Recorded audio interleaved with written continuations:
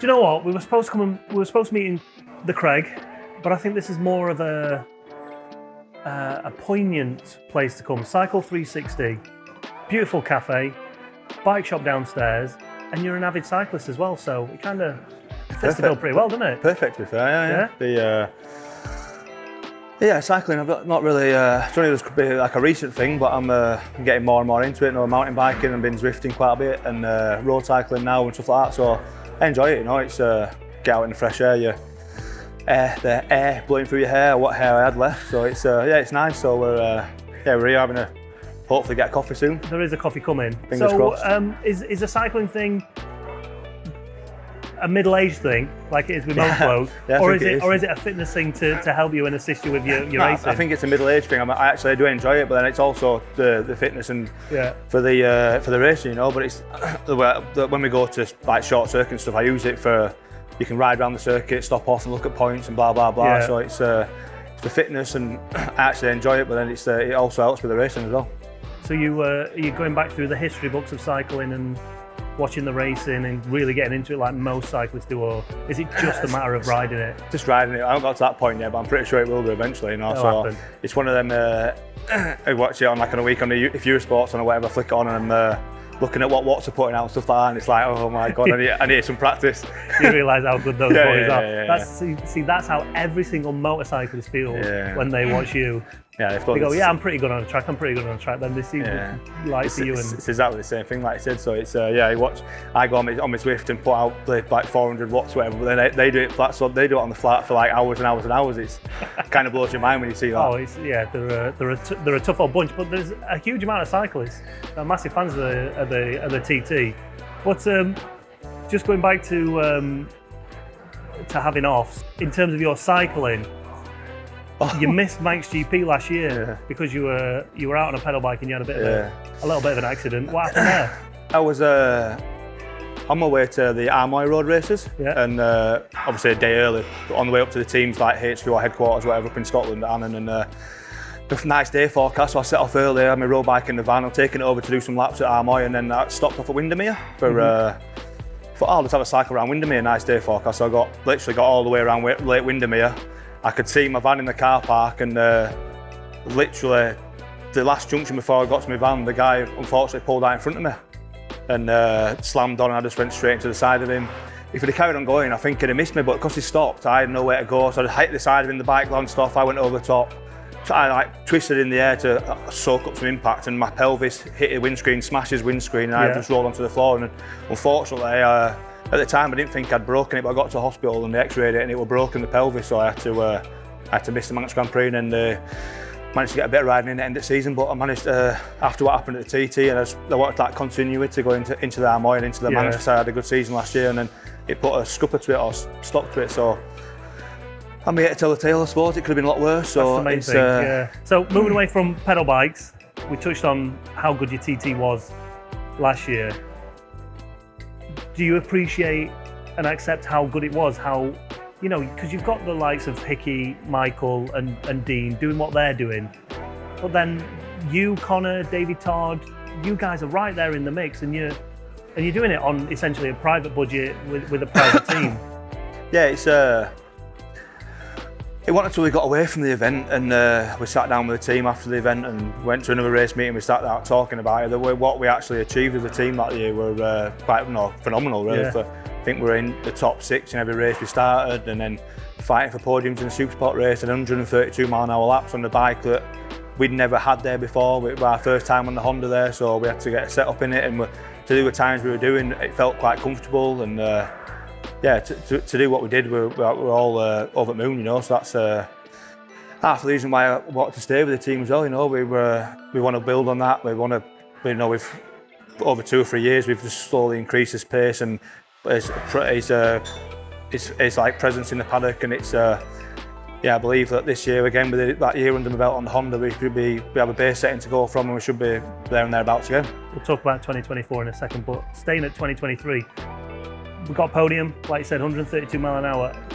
What, if anything, was the one thing that stood out as the biggest achievement that you felt you'd got? Was it the podium? Was it the speed? I think it's the speed increase on the big bike. You know, I've been at 130 mile an hour for a couple of years, but to increase my pace 2 mile an hour just in 1 year is quite a big jump, you know. So, and I felt quite comfortable doing that. And the bike, because obviously it was our first year on the Honda, we didn't have it set up as I'd liked it. So it was a bit, for example, like it were, I don't know what corner, any corner on the circuit, every lap it'd be different, it'd be a bit unpredictable all the time for it. So I wasn't confident enough to get on the gas and drive like I wanted to. So to be doing that pace that we were doing, I were happy, you know, because obviously how the bike would handle underneath me. So, but coming back, like I said, to this year, we've got a pace setting to go from, and hopefully we'll improve on it, and we should be faster again, I think.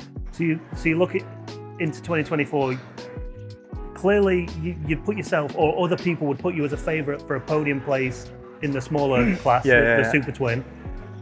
But given the right circumstances, there's no reason why you can't make the big bike podium this year. Yeah, that's my. Me and the team, the KTS racing team, we've talked about the Super Twin. We're going to try and I can ride that really well. We're just going to try and do minimal laps on that and then concentrate on the other two, because we've got a new Super Sport bike for this year. We'll probably touch on that in a minute, but we've got a new Super Sport bike and a Super Stock bike.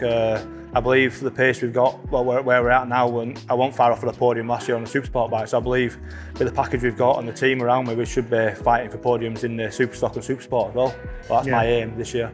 So again, you just touched on it then. You're spoiling all my cues here. Sorry. But like you said, you've got a brand new bike for the Super Sport, and a lot of other people are doing that as well. They're moving to the Triumph. Yeah. Have you had much time on it? Are you going to get much time on it between now and the TT? And if you have, how does it feel? How does it ride? Yeah, it's we've been out to Spain already.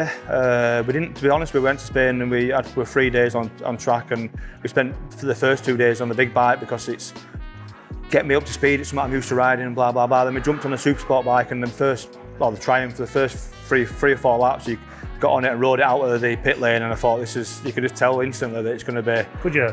My cup of tea kind of thing, and what I like in a motorcycle, if that makes sense. So, and then we've been somewhere else on it, I think. After that, I went to Castle Coombe as well and rode it down there, and we weren't that far off the lap record, Super Sport lap record, nice. so early on. So the bike itself's a completely different animal to the other Super Sport bikes, like the R6 that I've used to be riding. So, but the R6 is a bit like a two-stroke where you really have to really rev it hard and make sure it's singing all the time. With the Triumph, it's got a lot more mid-range and torque, so you can roll through corners in higher gears and use the torque of the engine and drive. So I believe it should help me as well as on the big bike, because the jumping from one to another, you don't have to change your riding style as much, you know. So, and like I said, there's a few other people moved to it, but I believe, like I said, with the team we've got behind me and what we did last year with the Honda, we should be there and thereabouts for that as well. Yeah. So then beyond 2024. And I think the amount of times I've spoke to you, and probably other people have spoke to you about this, it's the whole idea of this private team.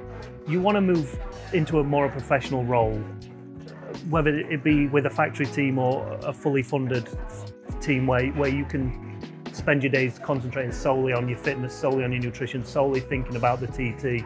Is that something you still want to progress to, or are you happy if everything stayed the same in terms of working for a living and the support you're getting from the team? Would you be happy to run that for the rest of your TT career? Or would you feel like you've missed out on an opportunity if you don't get that shot? I feel like I've probably missed out on that, if to be fair, but I don't know if my face doesn't fit something. I'm not too sure what's going on, but like I said, maybe results and stuff, it's I'd half expect someone to come knocking, you know. But to be fair, the KTS racing team, I'm really happy with them, the boys, and everyone's there. Everything I want, they get me and they give me. And if nothing does come, I don't think I won't be too disappointed. But it would be nice to get that opportunity, if that makes sense. But at the same time, the team, like, not to belittle or diminish the team that you're in, it's an absolute phenomenal team, and you've seen the results that you're getting with that team. Yeah. But I guess it's more a psychological thing of being in a factory team, or getting that wage that means you can just switch off from the rest of your life and solely go down that road, and you can leave no stone unturned to get where you need to get to. Yeah. Do you feel that that's what you need to get to take the next step, or do you still feel that there's still a bit in you that you can learn and still? I'm still, to be honest with you, I've been doing it a long time now, but I'm still learning the TT and how it goes and blah blah blah. So I think the the factory team, it would like a factory back team. It would be nice, but at the moment, the moment what we've got in my team and the team itself, the bikes in there, I believe that that's all I really need at the moment. So I'm still learning a little bit, and I'm still not to the speeds of like Peter and Dean. And I think there's only, I've said this before, I think there's only probably maybe 3 or 4 people that can actually ride a fully blown superbike around the Isle of Man to its full potential. Yeah. Yeah, it would be nice, but then again, that's the team I'm in. I'm really enjoying my riding. Everything I get from them, it's good. It's everything I get from me, I ask for them, they give me, and yeah, it's we'll just hopefully we'll surprise a few people this year again. Yeah. All right, so end the conversation. Hypothetical, you can only take one of these away from 2024 TT. 133 lap time, or another podium in the Super Twin. What would you take? My saying, I've always said this to everybody, is that if I can go back every year, go back to the TT, if I can improve my time, I'm happy. I'll go away happy, man. So if I can improve my time up to 133, I'll be over the moon. There you go. Right, Jamie. Thank you very much. Do you know what? I was going to go for a thingy then. Not one of those handholds. Yeah. Cheers, mate.